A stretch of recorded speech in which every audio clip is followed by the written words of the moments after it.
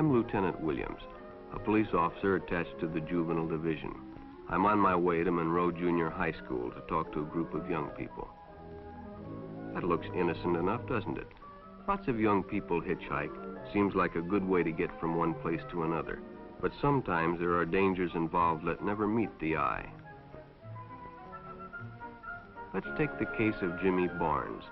Jimmy played baseball all afternoon and he didn't feel like walking home, so he decided to thumb a ride.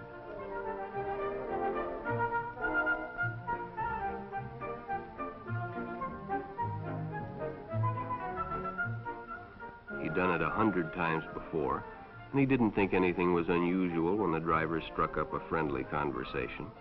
In fact, he seemed like a real nice guy. He asked Jimmy if he played baseball in the park often. Jimmy told him they practiced 3 times a week and played a rival group on Friday afternoon. The stranger was a good listener, too, and it only seemed minutes before they pulled up in front of Jimmy's house.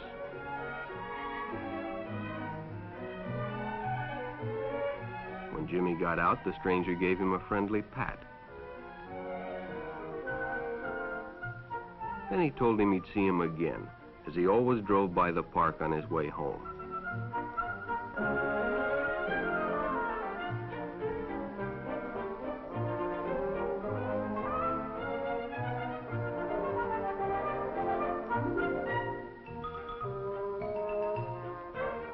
Sure enough, the following day, when Jimmy finished playing ball, well, the man was there waiting.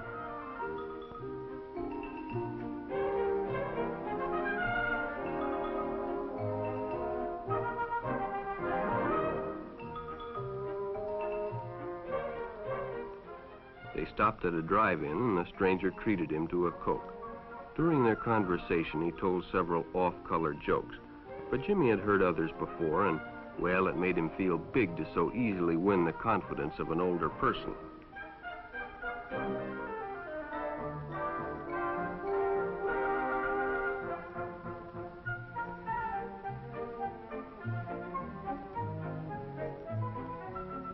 The following Saturday, they went fishing together.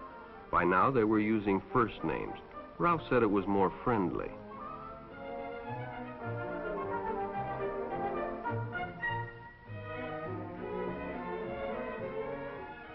Jimmy hadn't enjoyed himself so much in a long time.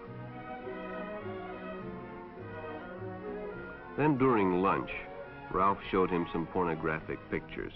Jimmy knew he shouldn't be interested, but, well, he was curious. What Jimmy didn't know was that Ralph was sick, a sickness that was not visible like smallpox, but no less dangerous and contagious, a sickness of the mind. You see, Ralph was a homosexual, a person who demands an intimate relationship with members of their own sex.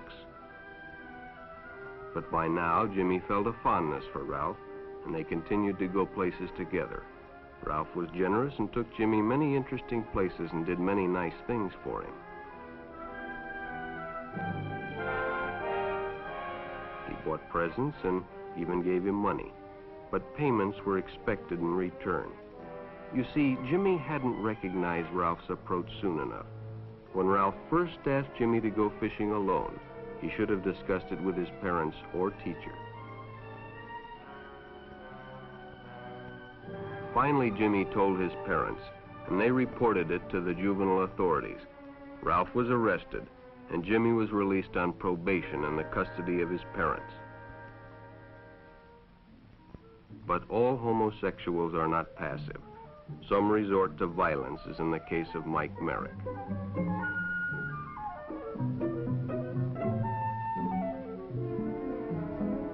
In the heat of competition, no one noticed the man who sat and watched. And when the game broke up and the others left, Mike decided to stay and practice a little longer.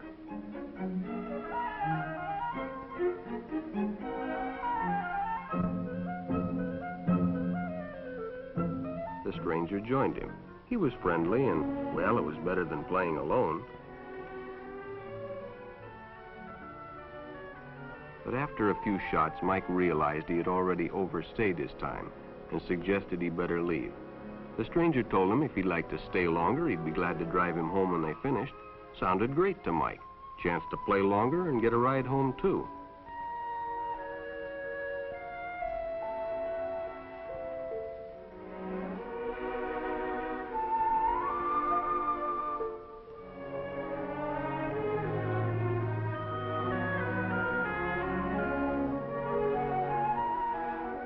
When they finished, the stranger told him he'd make a fine player someday if he got lots of practice.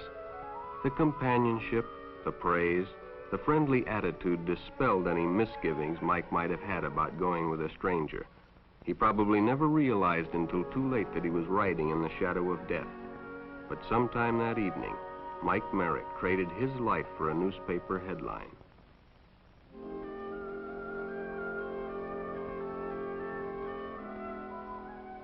As Denny and Jerry got the papers ready for Jerry's afternoon delivery, they only casually noticed the two boys that raced by in the afternoon traffic, and they didn't pay much attention to the car that drew up shortly afterwards until the man called them over.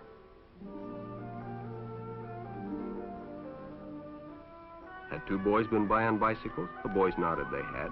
Could they recognize them if they saw them again? Well, Denny guessed he could. Then hop in, the man said. Those are stolen bikes. Without giving it another thought, Denny got in and the car sped away. Jerry watched. He'd been told many times, if a friend got in a car with a stranger, to write down the license number. It didn't seem to apply, but, well, fortunately, he marked it down.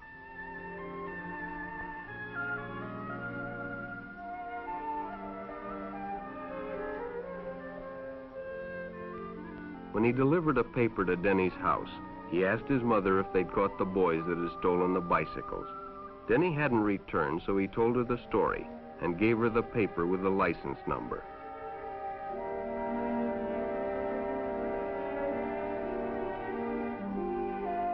Being a careful parent, she decided to call the police. Jerry supplied the necessary information, and the stranger's car was quickly spotted. It was a good example of how important it is to always get the license number and description of any stranger who takes a young person off alone, no matter what they tell you.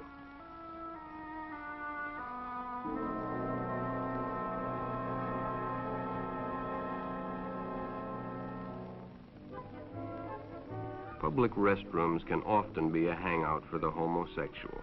Bobby and his friends hadn't noticed the man who had been in the restroom when they changed, and as it was late, he suggested they take the shortcut under the pier, but the others preferred to take the more traveled way home.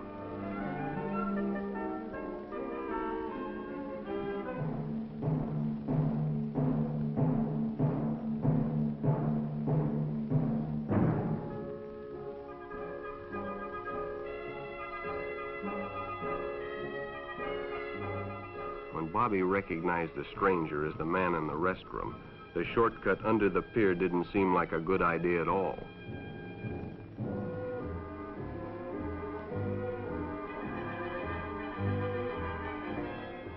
After all, it's more fun to stay with your friends anyway. Bobby had made a wise decision. It may have saved his life. The decision is always yours, and your whole future may depend on making the right one. So no matter where you meet a stranger, be careful if they are too friendly, if they try to win your confidence too quickly, and if they become overly personal. One never knows when the homosexual is about. He may appear normal, and it may be too late when you discover he is mentally ill. So keep with your group, and don't go off alone with strangers unless you have the permission of your parent or teacher.